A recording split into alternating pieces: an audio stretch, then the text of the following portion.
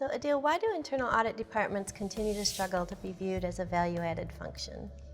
If the internal audit department, while equipping itself, has focused mainly on technical skills, when you interview someone, you ask all the technical questions. You go with, hypothetical cases, and you are expecting responses. But how many of us are actually going and testing them on how they would sell their report, how they would convince, how they would be able to stand up to a client that's being difficult?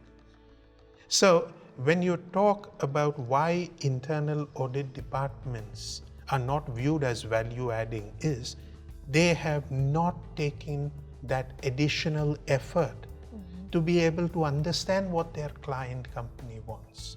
The client might be facing certain serious concerns which the auditor may not be aware of. At that time, the auditor is going with something which the client at that time considers trivial.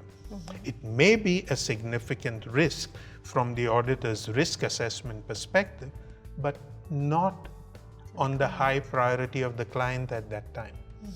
So there comes the auditor, has not bothered to do the homework to find out what is it that Anne wants.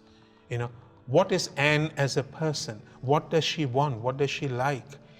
What appeals to her? What does not appeal to her?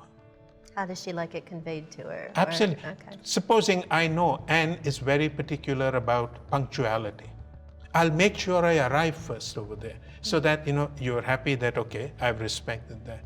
And I'll tell you that, and you'll be easier. Okay, this guy understands. And then the conversation goes on better. And when I leave, you'll say, these guys make sense. That makes sense is the value-adding part. Okay.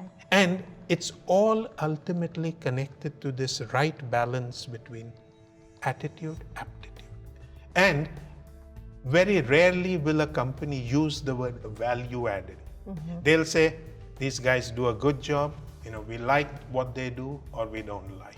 They're giving us what we need. And that is value-adding, and that's what's